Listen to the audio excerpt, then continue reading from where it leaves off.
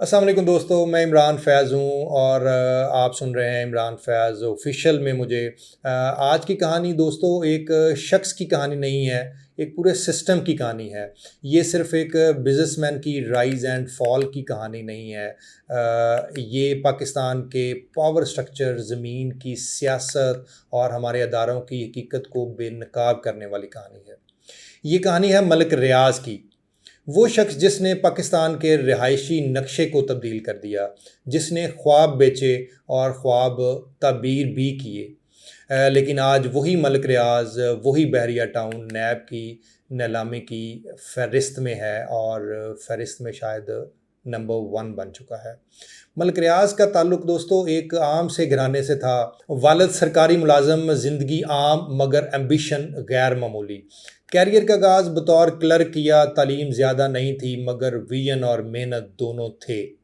और एक चीज़ जो उनकी सबसे बड़ी ताकत बनी, वो था राब्ते। राब्ते बनाने में मलिक रियाज़ एक्सपर्ट था और अभी तक आपने देखा कि वो इतने बड़े-बड़े ऐवानों में किस तरीके से लोगों को इन्फ्लुएंस करता था और उन्हें किस तरीके से स्ट्रैटेजिकली इस्तेमाल करने की सलाहियत शायद पूरे पाकिस्तान में मलिक रियाज़ से ज़्यादा किसी के पास नहीं थी। शुरू में उन्होंने छोटे-छोटे ठेके लेने शुरू किए, सरकारी काम शुरू किए, फिर ज़मीन के छोटे-छोटे प्रोजेक्ट से उन्होंने अपने काम का आगाज़ किया। लेकिन 90s की दहाई में उन्होंने एक खाली जगह पहचान ली और पाकिस्तान में हाउसिंग प्लानिंग की शदीद कमी थी और इसी से उन्होंने बहरिया टाउन रावलपिंडी का आगाज़ किया।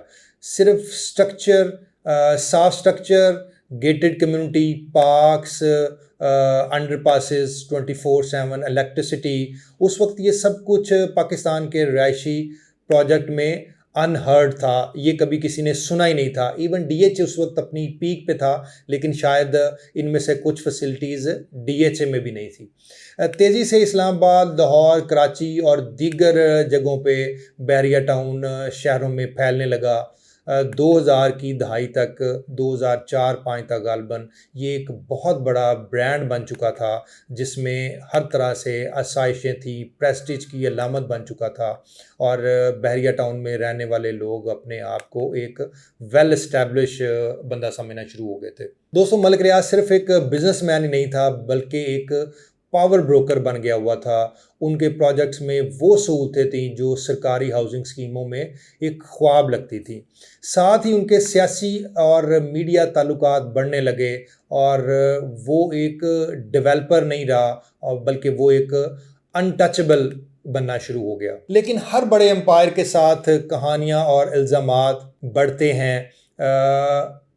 लैंड ग्रैबिंग, गैर कानूनी अलॉटमेंट्स, मुखालफिन को पैसे देके असर रसूख से खामोश करवाना।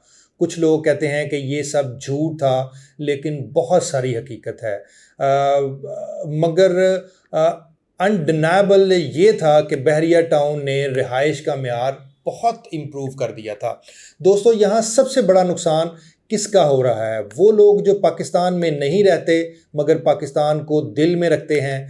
मसलन जो हमारे ओवरसीज़ पाकिस्तानी हैं, उनके लिए बहरिया टाउन सिर्फ एक हाउसिंग प्रोजेक्ट नहीं बल्कि पाकिस्तान में एक महफूज एड्रेस भी था। क्यों? यहाँ पे डेवलपमेंट टाइम पर होती थी, इंफ्रास्ट्रक्चर का आलमी मेयार कंसिडर किया जाता था और एक बड़ा मजबूत ब्रांड कंसिडर किया जाता था।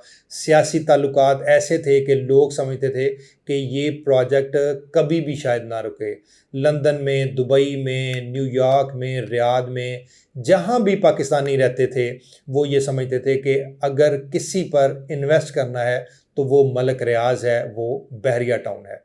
ओवरसीज़ पाकिस्तानियों ने तो इस पर अरबों रुपए लगाए ही थे, क्योंकि ये एक ट्रस्टेड ब्रांड बन चुका था। आपने देखा होगा कि जब से नैब वाला मसला शुरू हुआ है पिछले कुछ अरसे में, हालांकि 2 साल में ओवरऑल पाकिस्तान में रियल एस्टेट काफ़ी डिप्रेशन का शिकार था, लेकिन ये पिछले कुछ महीनों से जो बहरिया टाउन की प्रॉपर्टी थी, गालमन उसमें 60% डिक्रीज़ आया है, 60% डिप्रेशन आया है। ये सिर्फ प्रॉपर्टी वैल्यूएशन का मसला नहीं है, ये कॉन्फिडेंस कोलैप्स है। ये हमारे जो ओवरसीज़ हैं, जो हमारे एक्सपैट्रिएट हैं, उनको हम पे अब कॉन्फिडेंस ही नहीं रहा। कल तक जो शख्स पाकिस्तान के सबसे बड़े रियल एस्टेट एम्पायर का मालिक था, आज उसके साथ से नैब ऑक्शन लिस्ट में है। नैब ने एक के बाद एक नोटिस जारी किए, इल्ज़ामात में गैर कानूनी ज़मीन की अलाटमेंट, असल मालकान को अदायगी ना करना, सेटलमेंट्स पर अमल ना होना और इख्तियारात का नाजायज़ इस्तेमाल शामिल हैं। ये असासे आम नहीं हैं, ये बड़ी कमर्शियल प्रॉपर्टीज़ हैं, बड़े महंगे महंगे टावर्स हैं, रेजिडेंशियल प्लॉट्स हैं और बहुत बड़े बड़े प्रोजेक्ट्स हैं जिन पे अरबों रुपए लग चुके हैं। ये चीज़ें ऑक्शन होने जा रही है। ये सब सुनकर एक आम शख्स ये सोचता है कि अगर ये सब वाकई गलत था तो ये इतने सालों से चलता कैसे आ रहा था? क्या अदारे सोए हुए थे? और जब तक सियासी मफाद पूरा होता रहा उस वक्त तक ये हर चीज़ एक्सेप्टेबल थी। पाकिस्तान में पैटर्न यही चलता आ रहा है। अगर आप देखें तो पिछले 60-70 साल से सेम पैटर्न है। पहले अप्रूवल्स, सहूलत और प्रोटेक्शन, फिर जैसे ही सियासी हवाएं चेंज होती हैं वही हाथ आपको धक्का देने लगता है। कुछ लोग इसे अकाउंटेबिलिटी कहते हैं, कुछ लोग इसे पॉलिटिकल रिवेंज कहते हैं। शायद ये दोनों बातें अपनी जगह पे ठीक हैं, लेकिन असल मसला ये है कि हज़ारों पाकिस्तानी, हज़ारों एक्सपैट्रिएट की सरमायाकारी अब ख़तरे में है।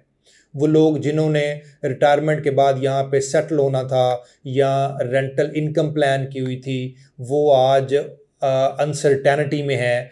अगर बहरिया टाउन जैसा इतना बड़ा ब्रांड रिस्क पर है तो बाकी फिर किस पे भरोसा किया जा सकता है?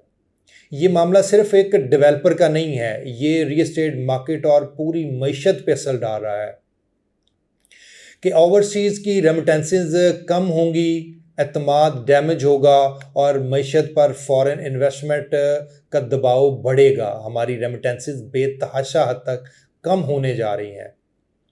दोस्तों, हकीकत यह है कि मलिक रियाज ने तरक्की दी है, सिस्टम के लूप होल से फ़ायदा उठाया है। सबसे बड़ी नाकामी अदारों की है, इंडिविजुअल्स पर इंसार करते हैं। जब तक अदारे मजबूत नहीं होंगे, बड़े प्रोजेक्ट्स हमेशा पर्सनल इन्फ्लुएंस पे चलेंगे और इन्फ्लुएंस ख़त्म होते हैं तो सब कुछ टूट जाता है। अकाउंटेबिलिटी अच्छी है, मगर देर से की गई अकाउंटेबिलिटी इंस्टेबिलिटी पैदा करती है। दुनिया से इंसाफ नहीं, बल्कि दुनिया इसको रिवेंज या केओस समझती है।